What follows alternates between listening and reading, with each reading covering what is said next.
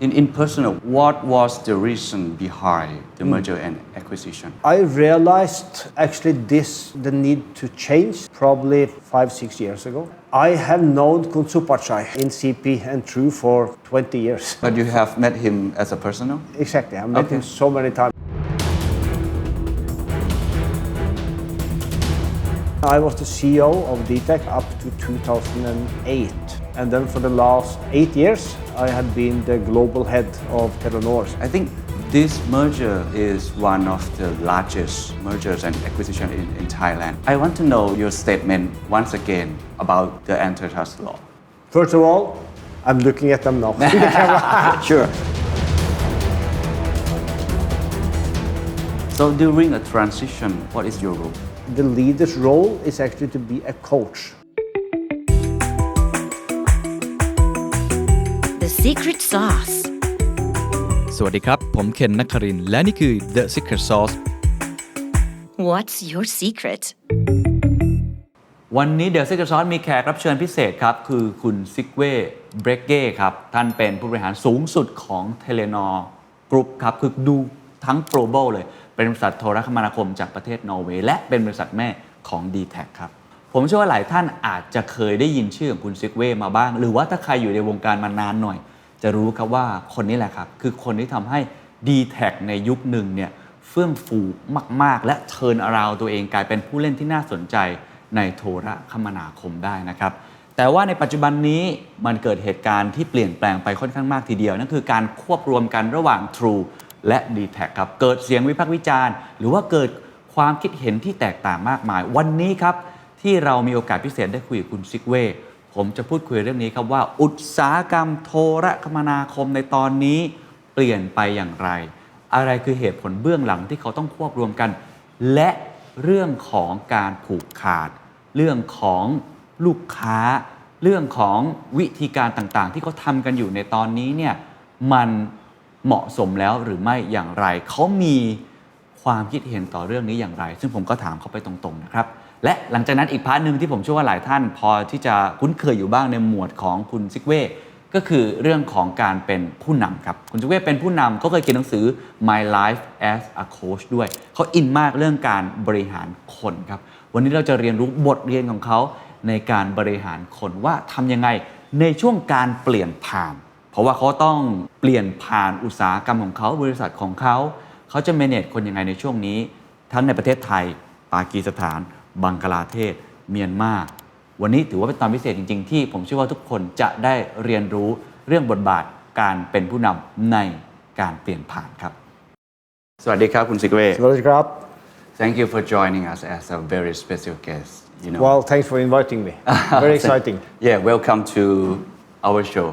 We want to talk about leadership and leading in transition. But first of all, I think some people may be familiar with you, but others maybe not. So can you introduce yourself a bit and walk us through the career journey?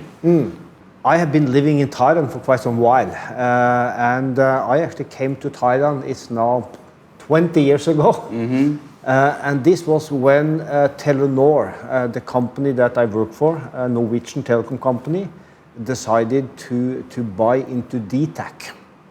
That's 20 years ago. And after we did that, I was asked to come and try to help developing the True-dtac business. So I became the CEO of True-dtac. And what we did then was to change True-dtac to be a more mass market company, a more fun company, and we started to do a lot of new ways of doing business. And I was the CEO of True-dtac then up to 2008. And then I became the head of the Asian business because Telenor, we also do business in Malaysia. We used to do business in Myanmar. We are in Pakistan, we are in Bangladesh, India. So I was running the Asian business. And then for the last 8 years, I have been the global head of Telenor. So now I'm based in Norway. Wow. But I still keep my relationship to Thailand. I just love Thailand so much. Wow. And the memories I have from True-dtac when I was there, they are, that was headlight of my professional career. Yeah, oh, that's amazing. I think people know a lot about your story, about how you turn around the DTAC. But what about now? What is your role and responsibility as a group CEO? And Yeah. Now, Telenor, we are present in these Asian markets, as I mentioned, but we're also in the Nordic markets, Norway, Sweden, Finland, and Denmark. So my role now is trying to run the whole Telenor Group. And what that is, it's very much about, for me, leadership has always been about managing people.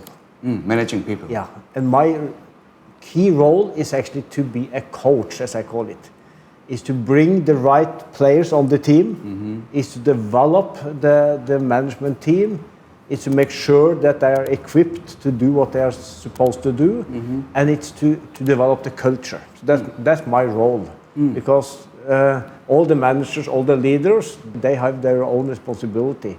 So it's not about manage business, but it's about managing people. Yeah, well, managing business is about managing people. And telecom and any other businesses is very much about people. That's my experience. If you can manage people, you can manage business. Okay, so but can you please tell us about Telenor first? What is current situation of Telenor? Yeah. Strategy, vision, Yeah. or business overview? Yeah. Well, Telenor is a telecom company. And as you have seen in Thailand, telecom companies the last 20 years was all about rolling out network, rolling out distribution, and connecting people to the mobile phone. So our business was about connectivity. Going forward, this will change because now people have a mobile phone. People have whatever they need on their mobile phone. So going forward, this is about how can we use the digitalization of the world to connect not only people but also things. Putting a small sensor on things that are moving around in a factory, cars, other things. So connecting things is a new growth opportunity for us. For example, sooner or later we will have cars without a driver. So you can connect cars to the internet. So there's a lot of new development into that. And that's why for the next 20 years, we need to think differently as a telecom company. And this is why we are also merging DTAC and True in Thailand. Okay. Because we need a bigger scale, we need more investment money, and we need a better place actually to be a part of the digital ecosystem, to grow outside what we traditionally did and prepare ourselves for the future. So in your opinion, what do you think will be the challenges and biggest opportunities in the next 5 years? Two things, I think. One, it's a challenge for every company to grow out from your successful past. And what I mean by that is that when you are developing a good business model, it's so easy that success goes to your to your brain. Yeah, stick in your brain. Exactly. You are so proud of what you have achieved. You have tested out several things and you succeeded. And it's easy then to become comfortable. Right. Comfortable to just continue as you have done. And we have seen what that has done with big companies. Nokia mobile phones, you remember that? They were so popular. Now they're not even there. And this has happened in so many industries. So to change that into kind of starting every day thinking that, can I disrupt myself? Can I actually do something different today than I did yesterday? And this is why startups, it's much easier for them because they have no legacy. Right. There is no history. There is no risk to what you already done. But companies that have been around for some time, this is very, very difficult. The other part is that in the future, I think you will see much more partnerships because businesses are becoming more and more complex. And you cannot do this alone anymore. It's not such that you can just develop your own services and be alone on that. You need to build partnerships. And in partnerships, you need to be willing also to share. Meaning sharing good ideas, creating innovation together, even sharing the revenues that you may get from a customers, and you go and meet the customers together. Oh, right. Thank you for sharing your story and your vision about these challenges. But I want to dig down more in telecom industry. What challenges has Telenor faced, Yeah. and how have you overcome and still try to overcome? Yeah. The challenges that telecom has is partly what I already said, that you need to challenge your own legacy, your own success. And the other one is that we need to think, do we want to be only someone that is building networks and let other company come in with their products? So for example, on your mobile phone today, you have a lot of different applications. And you probably don't even know who is giving you all the data traffic, who is behind this. You are thinking about using an iPhone, you are thinking about Line, you are thinking about WhatsApp, you are thinking about Facebook, you are thinking about those content providers. Right. Any applications? Any applications. And you are not really thinking about which telecom operators is behind all this, because they are just providing you with that this works. So the question is then, how can telecom operator be more than just the connectivity part of it? How can we do more than just giving you an access to the network? Can telecom operators also move into some of the applications, some of the services? And this is what we may be able to do with 5G. And this is why the merged True-dtac and True now, we are talking about a telco tech company. We need to move more into tech. We need to move more into building some digital partnerships. We need to see, can we also take a position in some of the applications, some of the products, some of the services, not only be the pipe that are giving you the data access. So these are the challenges. Then we are back to what I just said. Then you have to challenge your past success, and you need to build partnerships. Right. In personal, when did you realize this challenge, and what was the reason behind the merger and acquisition? Who approached who? I realized actually the need to change probably 5-6 years ago.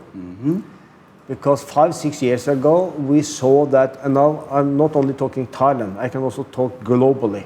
We saw that the growth that telecom has had starting to flatten out.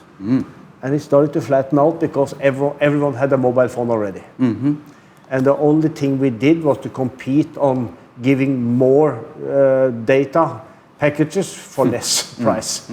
So we saw that we need to get out of that. We need to do this differently. That was your wake-up call? Yes, exactly. I have known Kun Supachai in CP and True for 20 years. Okay. So because when I came to dtac... You know him as a rival, or? Yes, I do. Okay. Because they started, True started actually 20 years ago. He became the CEO, I was the CEO in dtac, and we were competing. So I knew him as a competitor. But you have met him as a personal? Exactly, I met him so many times.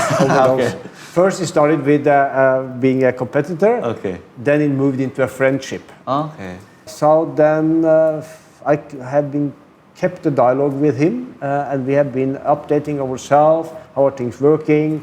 And then I think 3-4 years ago, both of us realized that this telecom industry is going to change. And that's when we started to discuss, me and him, should actually we now look at the potential of merging these two companies together. And of course, then it took a long time to think about that, but also to agree on the deal, and then finally the merger happened.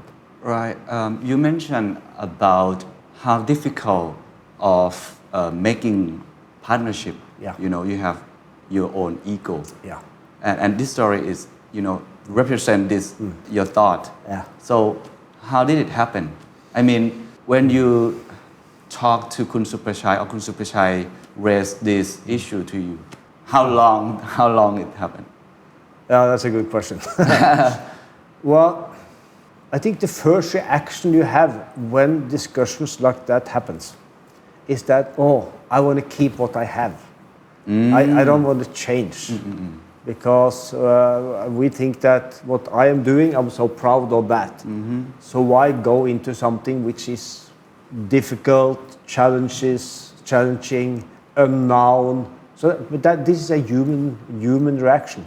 Every person would react like that in business or in your personal life because it's a bit against the human behavior to change. You want to keep what you have.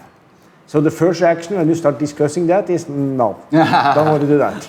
Because Impossible. Impossible, exactly. Then the next reaction will be, okay, if I do that, how can I keep myself?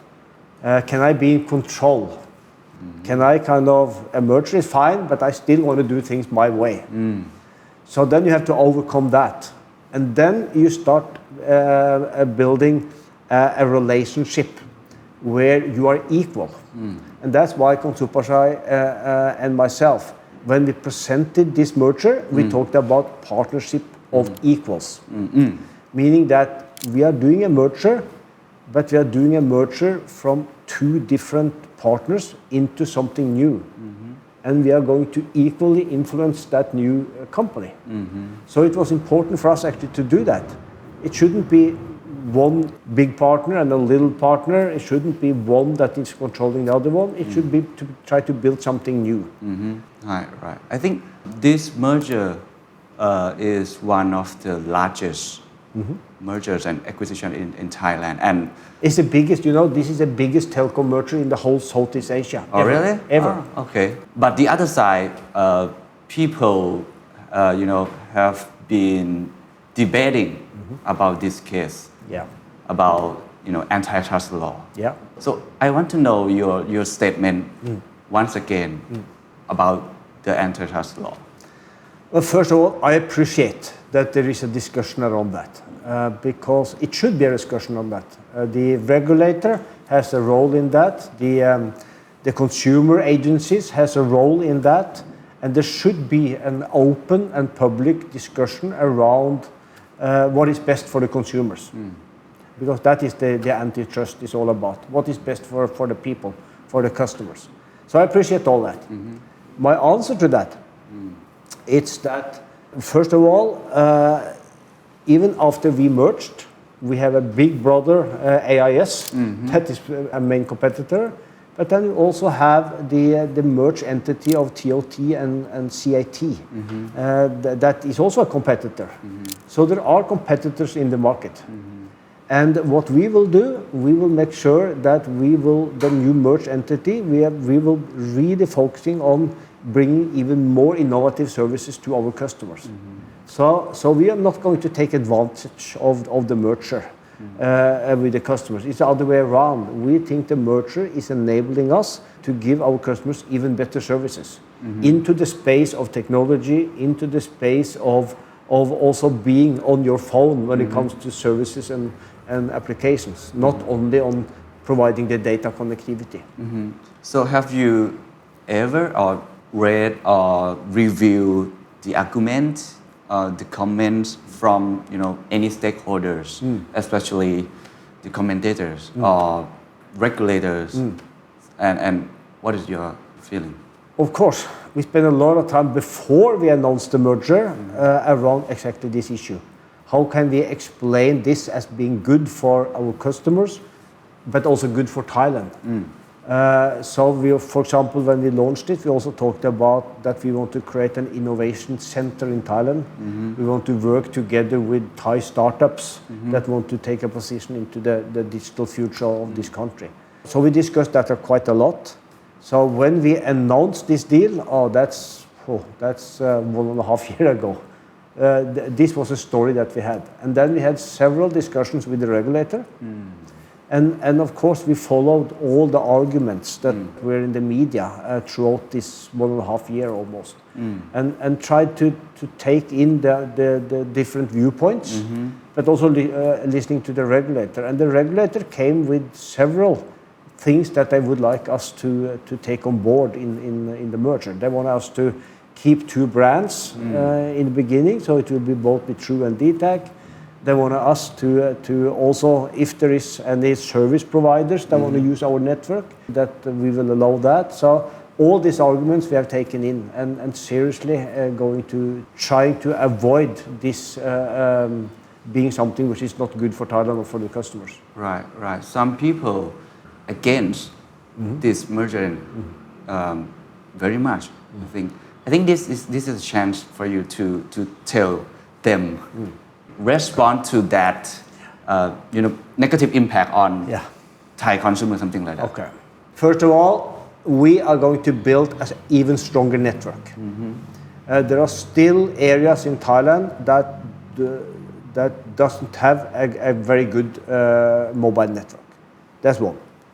Two, we want to make sure that we will bring new services to the market, to our customers. And that's why I'm so focused on this being a different company than the mobile companies were.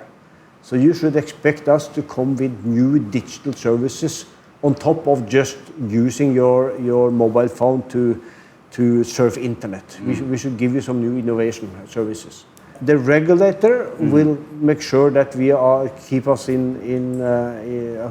that we are not overcharging. So I'm not worried about that. And you could expect us to bring what I've told to the regulator several times. Thailand has the potential of being a digital center in Southeast Asia because you are so innovative. So expect us to take a leading position on that together with our competitors. So that's what we are trying to do. And I think a year from now, I hope that those skeptical views are going to be silent and saying that actually this new merged entity was not a bad idea. Okay, so after the merger of True and dtac, how do you plan to manage, internal operations? You mean in the new company? Yeah, in the new company, and what specific role will Telenor play? Well, it starts, as I said, with a partnership of equals, which means that we will have around a little bit more than 30% ownership, Telenor. Okay. And the CP Group will also have around 30%, so it's the same ownership level, and the rest will be in the stock market. Okay. Then we are putting together a management team with the best people we have from both companies. In the top management team, there is around 50% people from dtac, around 50% people from True. And then we will build a new culture. And culture for me is very important. Now we are going to do the same with True, finding what should be our unique inside culture and what should be that culture that you also see out in the market. Because this is so important. You cannot have a brand position outside the company which is not the same as you have inside the company. I want to ask extreme question. Please. How will True and dtac remain an equal partnership? In the future, I mean? Yeah. Well, I cannot guarantee what's going to happen 10 years from now.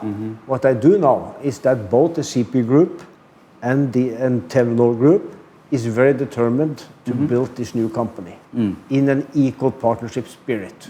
That I'm very, very sure about. So in the coming few years, the ownership is going to be as it is today. Okay. And then we are trying to build this new culture, as I said. That is neither the True culture nor a dtac culture. It's a new company culture. That's what we are trying to do. Okay. More extreme question. Yeah? Have you evaluated the risk if True wishes to increase its management power? Of course. We've been thinking a lot about this. And this is why we have spent so much time on thinking about what does this partnership of equals really mean in practice. It's easy to say it, but what does it mean in practice? And that's why it has been important for us to put together leadership teams which has the best from both the two companies. And that's also why, as we call it, the governance. How are we going to get, as shareholders, how are we going to govern the company? How are we going to lead the company? And this is what we are in the midst of now. And I am quite sure that we have spent so much time together that we have agreed on both how the company should be run, but also what we are trying to do in the market, what we are trying to do with our customers. We have detailed plans on what you could expect us to do going forward. We are still working on it, and again, I don't know how the future is going to look like. Because the important part here also is to be flexible and to adjust when we see that needed. But of course, this is a big question what you are saying. Is this all a true takeover? A lot of people are talking about that. Right. Is this the first step for Telenor just to exit Thailand? It's not. We are looking now at the next 20 years in Thailand, but in a different settings that we had in the past 20 years. Right. So during a transition, what is your role? Leading in transition. I mean, I think it's a tough time for anybody to change. Leading in transition is very much about people again. I read a story about an athlete. Athlete. Yeah. This guy, he is the most winning gold medal winning guy in the sport of alpine, you know, the downhill skiing. Okay. So he has won so many gold medals in the Olympics and the World Championship. And he was asked, which of all those medals are you most proud of? Because you have won championships so many times. What do you think his answer would be? The first one. No, his answer was the next one. The next one. Okay. What is the learning from that when you transform? The learning from that is that don't think about the last medal you won. Don't think about all the successes that you have in the past. Think about the next medal you want to win. The next championship you want to win. That is what transition is all about. To be able to get out of what you have done, put behind you what works in the past, and think about what do you want to be in the next championship. And that's a mindset issue, and that's a cultural issue. To build a culture where you basically get people to wake up in the morning thinking that how can I challenge myself? How can I challenge my success yesterday? But also, how can I move into an area where I'm not comfortable? If you can get your employees to think that I'm now outside my comfort zone, but I still want to try, that is what transition is all about. And then to take some risks around that. In my view, to make mistakes is needed in a business to learn. The problem with mistakes is if you are not able to learn from it. It's not a mistake itself. So in a transformation or in a transition, you need to take some risks and you need to adjust on the way. And again, this is difficult. This is easy in a startup where you have 3-4 people maybe. There is no history, there is no risk, it's only upside. It's difficult when you have a lot of pride in the past, but also that you have a running business, because you cannot take big risk that where you can fail. But still, if you are able to do that, to kind of get a picture of the future, this is where I want to go, take some risks, and then have a culture where you learn along the way. So that's what transition is all about. But again, that is very much about people, leadership. Okay, so could you please give us a real case? How do you lead people? How do you manage people who, you know, maybe against this merger?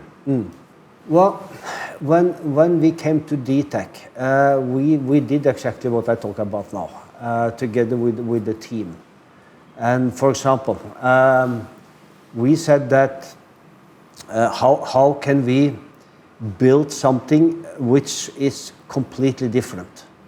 How can we, back then we said that every person in Thailand need to have or deserve to have a mobile phone.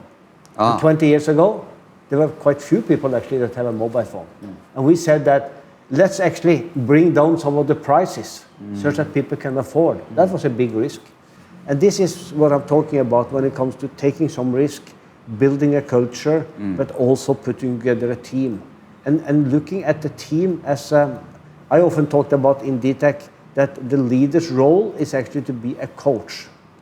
And if you think about a football match, the coach is not on the field playing him or herself. Right. The coach is sitting on the sideline watching the players play, bringing in the right players, putting the right players in on a strategy, mentoring the players, developing the players. That is what a leadership role is really about, and then empower people to figure out what to do themselves. Right. So I am a huge fan of soccer as well. You know, Arsenal. Right. And when I saw the coach, as you mentioned, a coach, one most important skill, I think, is about communication. Yeah. Can you share us how do you communicate with your people, especially in this transition? That's a very good question. Right. I think in business, it's often too much focus on what I call a communication where you speak to people's brain. Also, you need to have targets. You need to have bonus systems. You need to have performance systems. All that you need to have in a professional business. All that is fine. Right. But in my view, there is a big difference between information and engagement. Information is what you are providing to your staff.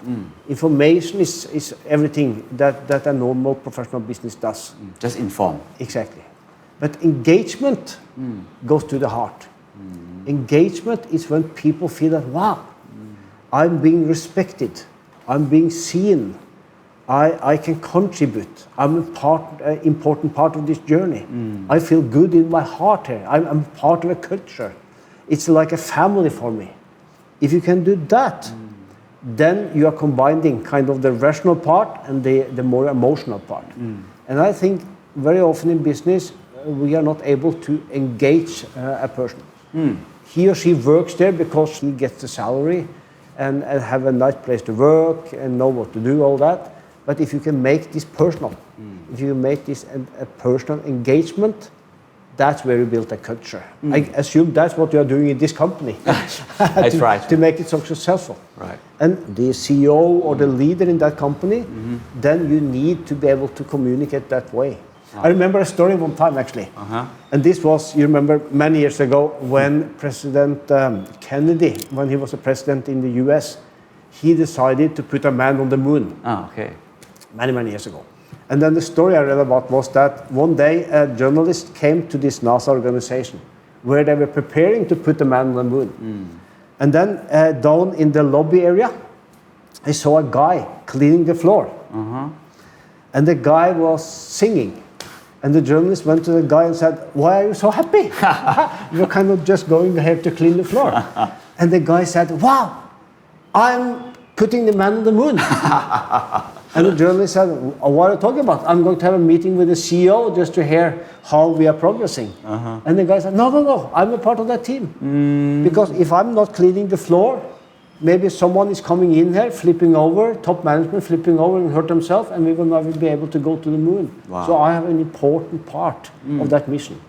That is what engagement is all about. Wow. And that is about how important it is for leaders to engage the cleaner of the floor, or the one sitting in the reception, or the secretary, or the top management team.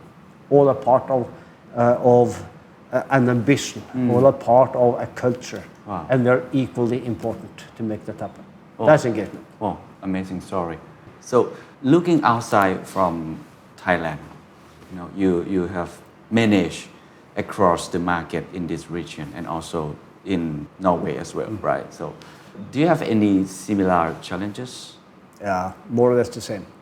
Because, telecom, as many other businesses, are becoming global. Of course, there are differences in the different markets. But you as a Thai customer in Thailand is not very different from a customer in Norway. You use the same device, you use the same applications, you use the same services, more or less the same. There are differences in regulations and all that, but our business is very much the same. We are now competing with the big global companies. Our competitors, when it comes to not only be serving you with data packages, but also trying to have some services. Our competitors is Google's of the world, Facebook's of the world, Line of the world. So in that sense, this is a global business. So it's not that different from country to country. You have done the merger in Malaysia as well. Yes. Right. So your strategy is merger. No, our strategy is to make sure that going forward, we have a market position that enable us to take this digital position or opportunities. And to do that, we would like to strengthen the position in the market where we are. So in Malaysia now, there is a merger very similar to Thailand. Okay. An equal partnership of equals with a local partner. Okay. Exactly the same, enabling us to be bigger in the market. Same as in Thailand. And then we will look at similar opportunities in other markets. Not the merger itself, but more the merger as a tool to strengthen your market position and position yourself for future growth. How about the situation in Myanmar? Very, very unfortunate. Myanmar was such a good business for us, and we really opened up that country. And then unfortunately the military coup came and the military took over and we couldn't stay there anymore. So we had to leave. So last year we had to exit that market. So we are not there anymore. When we talk about leadership, it's all about not just communication, engagement, or inspiring people, but about making tough decisions, something like that. So what is your lesson learned from Myanmar, Pakistan, Thailand, or Malaysia? Also a very good question. Well, the first, don't rush those decisions. Make sure you have thought enough about it. Make sure you have involved your staff, your employees to think about it. Make sure you have different perspectives, because there are very few decisions which are very black and white. Because those decisions have been taken already. So there is very often decisions are in the gray zone. It's good and bad, and it's very difficult. So take some time. But at the same time, most decisions you shouldn't wait too long with. Because it's actually better to make a decision and go on, even if it's not perfect, than to avoid making decisions. So take your time, involve your people, have discussions, pros and cons, but when all that is done, make sure that you are not waiting too long. So what are the biggest mistakes that you have made? There are very few mistakes you can make in life that you cannot learn from. And the bad thing is if you are repeating mistakes and not learning from it. But mistakes can actually be turned into something positive. If you carefully think through, what could I have done differently? What can I learn from it? And that's what I at least have tried to do when I have made mistakes. Try to learn from it and correct it and not do the mistakes again. And this is on a personal level also. And if I should give some personal advice on this, Sure. I find often people being too much stuck in the past. Thinking about, I wish I should have done that. I shouldn't have done that. I regret that. That waste of time. That has happened already. Move on. Learn from it and move on. But don't live in the future either. So you no regret in the past? No, because it's done. Nothing you can do with it. But try to learn about it and try to take that learning when you are looking at tomorrow. That's a personal advice I have to people. Don't get stuck in the past. So looking to the future, what are the most important skills that makes a great leader in the future? If I should give some career advice on that, I would say that the future is going to be faster moving. Changes are going to happen faster. It's going to be probably more complex. And because of that, the best thing you can do is trying to, when you are young, trying to learn as much as possible. Trying to do different things. Don't get stuck in just one area. Try out different things. If you have a chance, even move abroad. Get some input from different cultures. Because to be able to be a leader in the future, you need to be able to manage people. And managing people is very much about managing different type of personalities, different type of competencies, the diversity part of this. And if you can build diverse teams where people are different, bring in different perspectives, and you as a leader can talk to their heart, the engagement part of it, that's what it takes to be a leader. But then you have to have exposure to different cultures, you have to have exposure to different type of businesses, and you need to know a little bit about a lot of things. So if you are a student, make sure that you taking a broad number of topics in school. If you have a chance, get some experience from another country. When you start working, try out different things and get different perspective. That's the best way you can be a leader. And remember that if I can talk to people's heart, it's so much more efficient than just informing, than difference between information and engagement. But what advice do you have for experienced leaders? It's the story I had about that athlete. Don't think about your past medal. Think about the next one that you want to win. What keeps you awake at night? It's about, well, two things. But you always have a good sleep, right? Yes, I do. So I'm not really awake. But still, it's two things. One is that my experience is that you will always be hit by things that you didn't think about. Crises, challenges will hit you. The importance then of you being as prepared as possible for that. Very often when something is hitting you, it's not what happened that is the most important, but it's how you dealt with it. Your ability to meet a crisis, your ability to handle a problem, not being panicked, not isolating yourself, but actually to be in movements, trying to solve it and handle it. And the ability to kind of be mentally prepared for everything that you are not prepared for. That's one thing I'm trying to think about all the time. And that is a little bit a mental way of thinking about it. That don't think that you have figured everything out because you haven't. The other thing is to constantly challenge yourself. I'm trying as often as I can to think about what did I learn from yesterday? What went well yesterday? What could have been done better? How can I improve tomorrow? And then constantly thinking about that next medal.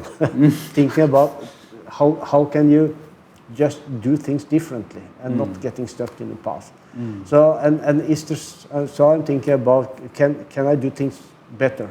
Is there something in my role that I can improve on? Those are the issues I'm thinking about. We have talked about managing people a lot in this conversation. How about managing yourself? How do you manage yourself?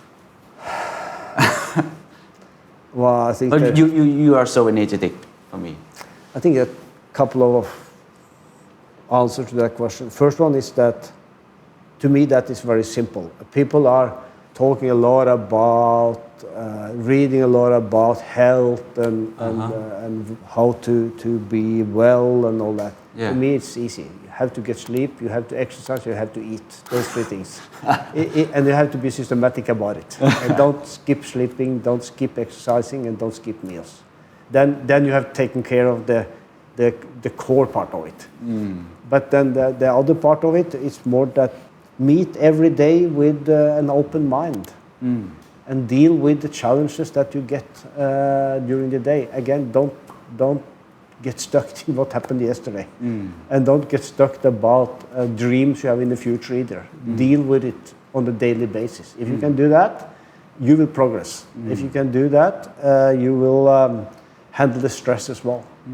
But if you think too much about what happened, if you think too much about the future, and if you think too much about what's here and now, that is where stress is coming from. One day, one problem, deal with it and move on. Wow. Eat, sleep, exercise, and live in the present. Thank you so much for today. Thank you so much for your Thank you. time. ขอบคุณครับ ขอบคุณครับ